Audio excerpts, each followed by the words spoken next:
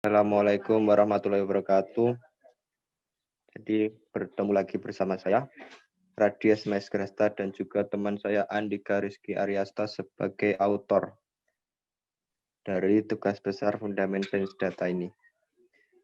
Di sini kami memilih metode pembelajaran mesin, yaitu Unsupervised Learning. Untuk yang belum tahu, Unsupervised Learning adalah sebuah teknik pembelajaran mesin di mana kita tidak perlu mengawasi modelnya, namun kita perlu mengizinkan model bekerja sendiri untuk menemukan informasi. Cara gampangnya, untuk melakukan pemodelan kita tidak memerlukan label pada data yang kita gunakan. Yang selanjutnya, metode yang kami gunakan adalah K-mean.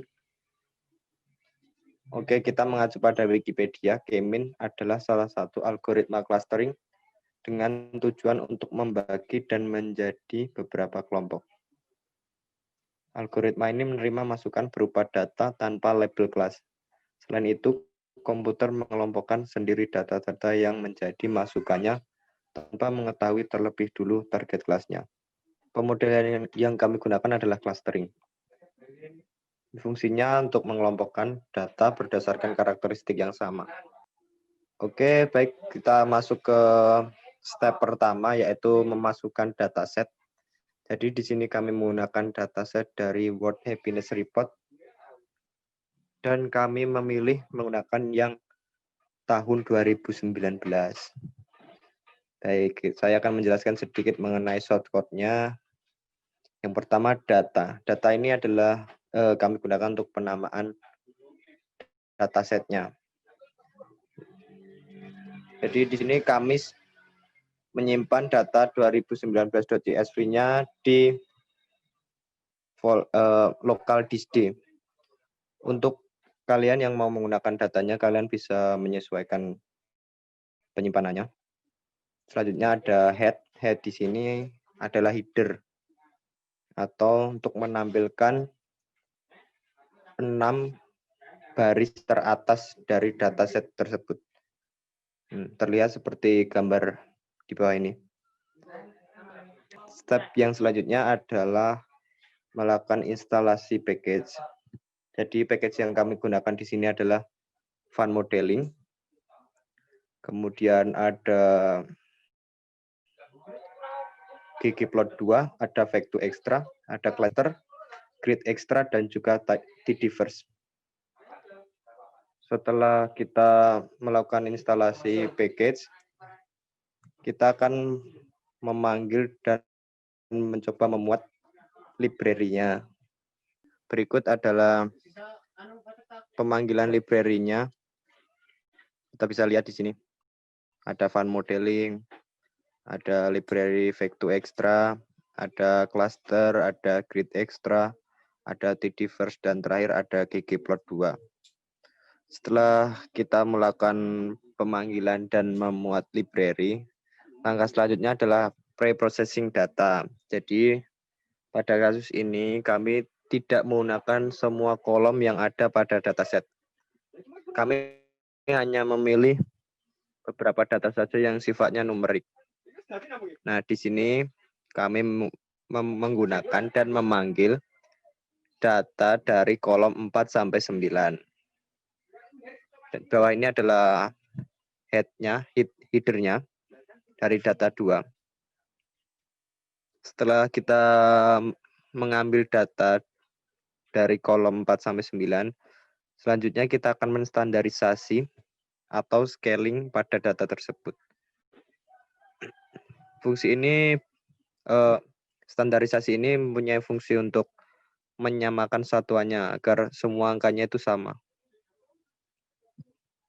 Maksudnya sama itu adalah jenisnya. Kita lanjut ke step yang selanjutnya, ada visualisasi data. Di sini kita bisa melihat bagaimana persebaran data pada dataset tersebut. Namun, kami hanya bisa menggunakan 2 kolom saja. Nah, pada visualisasi data yang pertama, kami menggunakan kolom social support dan juga GDP per kapita.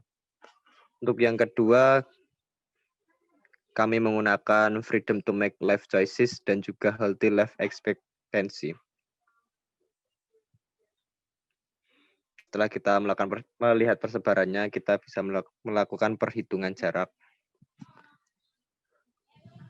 Oke, di sini untuk melakukan perhitungan jarak, kita menggunakan fungsi getDis yang kita ambil dari library Vecto-Extra dengan data frame sebagai masukannya. Fungsi get_dis ini yang berada pada baris nomor 1 itu berfungsi untuk menghitung matriks jarak antar baris metrik data. Nah, seperti itu hasilnya setelah kita melakukan perhitungan. Dan visualisasinya seperti gambar di bawah ini. Ini adalah tampilan jarak antar matriks. Oke, kita lanjut ke step yang selanjutnya. Untuk step selanjutnya akan dijelaskan oleh teman saya, Andika Rizky Aryasta. Baik, selanjutnya menentukan nilai K optimal. Pada tahapan ini merupakan tahapan untuk menentukan nilai K. Sebenarnya untuk menentukan nilai K tidak ada metode yang 100% benar. Bisa jadi kita dapat mengira-ngira sendiri nilai K tersebut berapa. Namun, ada beberapa pendekatan yang bisa dilakukan untuk menentukan nilai K yang optimal, yaitu dengan menggunakan beberapa metode di bawah ini. Di sini kami menggunakan 3 metode. Yang pertama adalah WSS atau biasa dikenal dengan elbow method. Yang kedua adalah silhouette. Yang ketiga gap atau yang sering dikenal dengan gap static. Sebelum mencari nilai K, terlebih dahulu kita set sheet-nya. Yang ketika kita train datanya, data tersebut tidak akan berubah-ubah nilainya. Selanjutnya, kami akan menggunakan metode yang pertama, yaitu elbow method atau WSS untuk mengetahui nilai K. Di sini, kami memanggil variabel df untuk menampilkan metode WSS. Variabel df tersebut merupakan variabel dari data yang sudah di-scaling. Kemudian dapat dilihat dari grafik di sini, nilai total dari WSS merupakan sebagai penentu nilai K. Dari gambar di atas, garis mengalami patahan yang membentuk elbow atau siku, atau dapat dilihat di antara garis ini. Jadi, elbow method terdiri dari nilai K sama dengan 3 atau 4. Pada metode selanjutnya, kami memastikan nilai K menggunakan metode silhouette untuk memastikan kembali dengan fungsi fish NB class. Itu untuk menampilkan klaster dalam bentuk grafik seperti di bawah ini. Dari hasil di atas diperoleh nilai klaster optimal yang terbentuk adalah K sama dengan 3 atau garis patah-patah tersebut. Sebelum mencari nilai K lagi, kita set datanya terlebih dahulu. Pada metode selanjutnya, kami melakukan kembali nilai K optimal dengan menggunakan gap static. Di sini kami mengeset sheet datanya dengan nilai 123.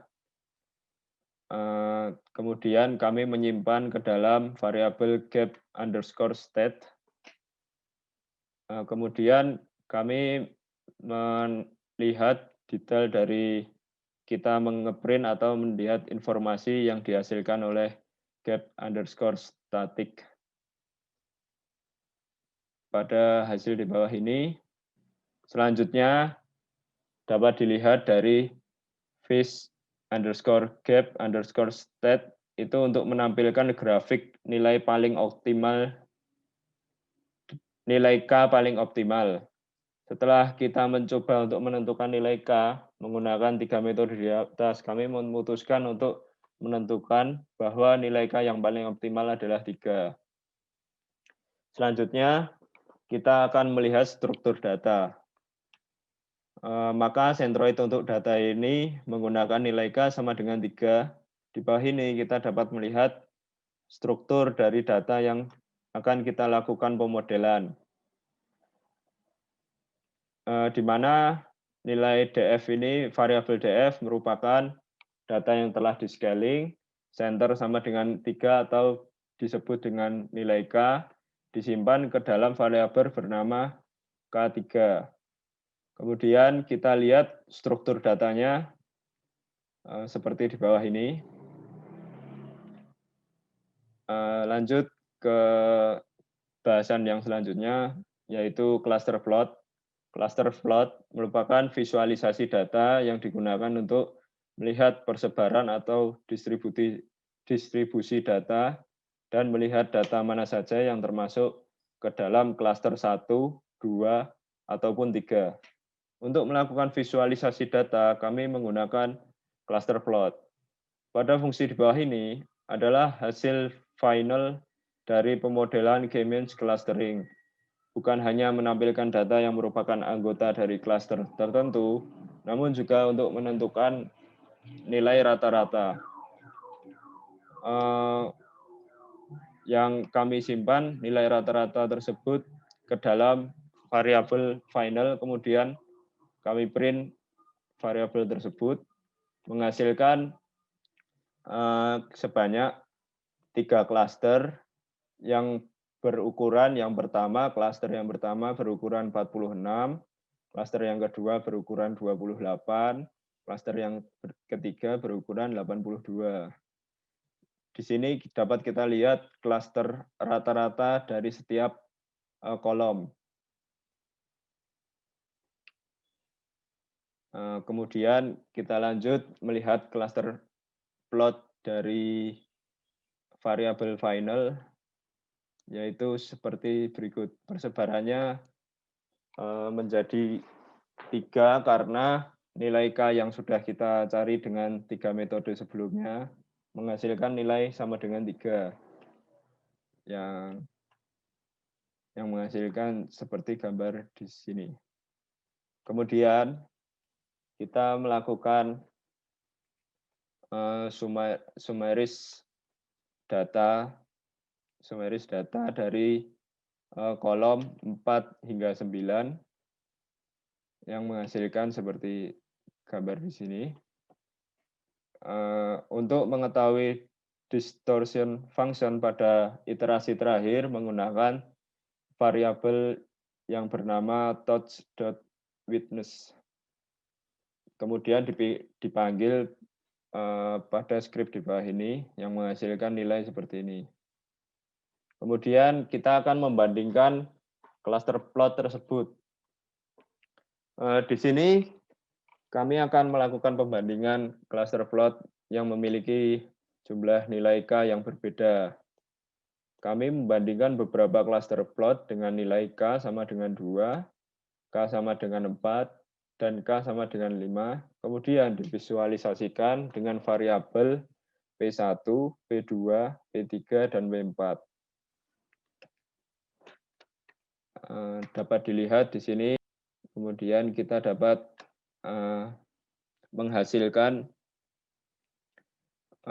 visualisasi cluster plot dengan fitur grid arrange P1, P2 dengan menghasilkan seperti gambar di bawah ini. Di mana K sama dengan 2 memiliki persebaran cluster plot seperti di bawah ini, K sama dengan 3 seperti ini, dan K sama dengan 4 terdapat data yang berdekatan sehingga menyebabkan bertumpukan sedikit pada klaster K sama dengan 4. Dan pada klaster K sama dengan 5 terdapat sedikit tumpukan data karena memiliki nilai yang sangat berdekatan.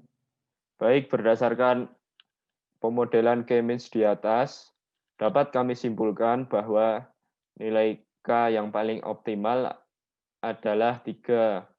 Berdasarkan datasets dari Kaggle yang berjudul World Happiness pada tahun 2019. Sekian presentasi dari kelompok kami. Kurang lebihnya kami mohon maaf. Wassalamualaikum warahmatullahi wabarakatuh.